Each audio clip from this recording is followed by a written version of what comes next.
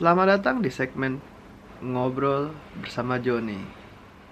Dalam segmen ini, Joni akan berbincang-bincang dengan bintang tamu. Mari saksikan.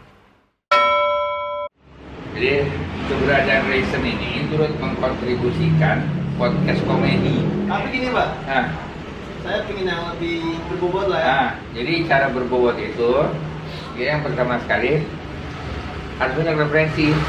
Kayak gini sekarang nih, bikin Raisin pasti nggak rencana kan, temanya apa. Kalau gue ada ininya, alurnya, tapi jangan patah semangat, gue terus coba. Saya itu sama Anda itu memikirkan Raisin itu adalah lampisan hobi. Jangan, itu nggak boleh. Jadi yang apa yang saya suka, kan saya suka makan, saya suka jalan-jalan. Sebenarnya saya suka masak. Pingin saya nanti buat konten masak. Ada juga yang saya suka. Saya juga suka. Saya suka berbicara, suka ngobrol. Itu makanya saya pingin buat podcast. Jadi di Raisin ini nantinya kalau bisa jadi tolak ukur untuk konten kreator pemula lainnya 5 tahun yang akan datang, gimana cara untuk penetrasi bikin konten komedi yang baik. Gitu loh. Saya ini sebenarnya orangnya yang serius Pak. Tapi kalau misalkan terlalu serius, orang paling ngeliatnya cuma dikit gitu. Bukan, ini bukan permasalahan serius enggaknya. Di era sekarang ini kan era YouTube atau YouTuber atau konten kreator. Yang diperlukan adalah kata kuncinya satu, konsistensi. If there is not consistency, kan gitu kan. Jadi you must consistent talking about how to make content. Can you understand? For example, twice a week atau or 3 times a week. Saya ini pinginnya gini ya. Konten Raisin itu pingin ada tiap hari. Oh no, it doesn't matter. Every day it doesn't matter. Sorry, I don't mean English. Ya, tapi saya itu bikin setiap hari, tapi setiap harinya itu kontennya beda-beda. It's up to you. It doesn't matter.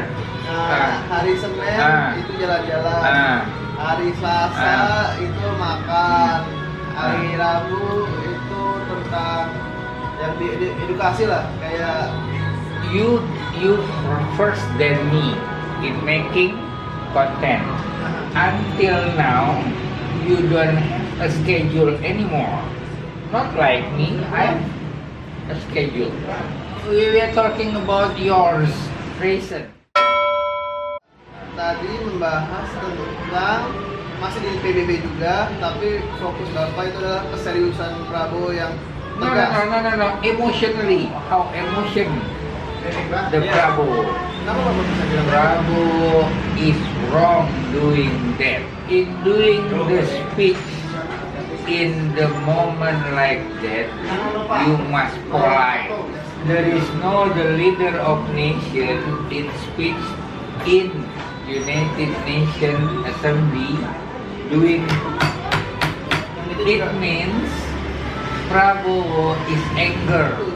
It is possible for Prabowo dipecat TNI because of anger. Why? Because Prabowo treat Habibie by the gun. Unfortunately, the behind of him is Wiranto. If there is Wiranto there, maybe Habibie die. Tapi Pak, kalau ngomong tentang itu kan konteksnya gini, presiden kita kan Soeharto, zaman itu adalah Soeharto yang ingin digantikan dengan sistem reformasi. Prabowo mungkin saat itu dia adalah orang yang setia dengan presidennya, yaitu Soeharto. Sedangkan yang dianggap pengkhianat adalah Habibie. Apa yang dilakukan Prabowo salah. Jika seandainya Prabowo tidak seperti itu, dalam tentara itu adalah pengkhianat Pak. Seperti Wiranto, kita tahu lah, semua orang tahu Wiranto itu pengkhianat. Orang yang paling dekat dengan Soeharto, tapi di satu sisi ingin menjatuhkan. Secara militer itu kan juga nggak baik Pak. Seharusnya TNI berada di bawah presiden, kan seperti itu. Pertanyaan saya itu simpel Pak.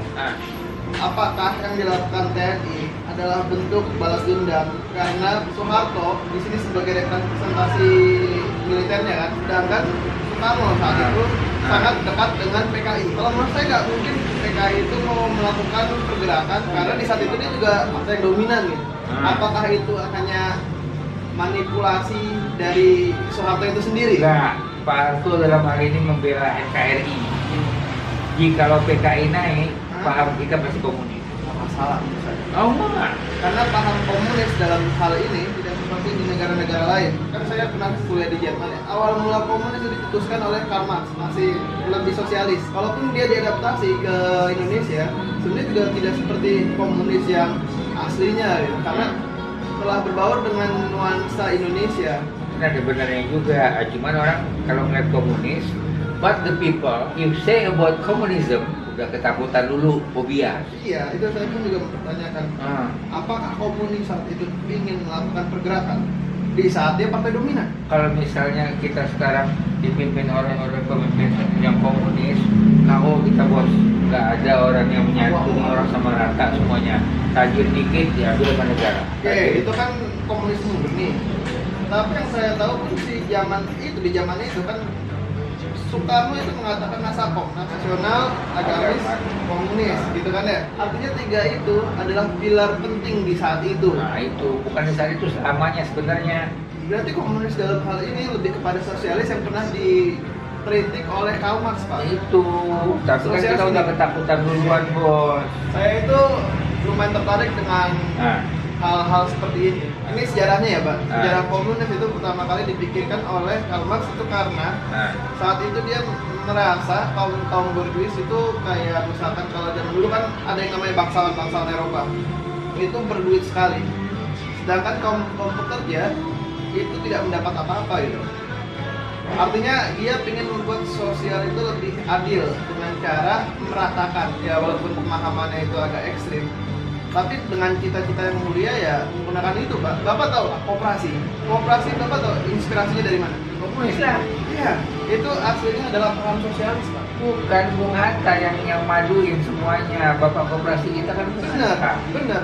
Nah, Ini yang unik lagi, Pak. Cuman Bung Hatta itu waktu bikin proposal koperasi ke Bung Karno atau ke DPR nggak ada pakai kata-kata komunis, diperhalus. Iya benar. Tapi yang lebih unik lagi, Pak. Bung Hatta itu kan ekonomi. Dia itu bukan wakil presiden. Iya, tapi basicnya itu kan dia itu ekonomi, saya juga tertarik dengan ekonomi. Dia itu kapitalis murni, Pak. Tapi di saat itu dia berpikir Indonesia itu kan mungkin menggunakan paham kapitalis. Nah iya. Yang harus dilakukan saat itu kan kita kan bukan negara maju.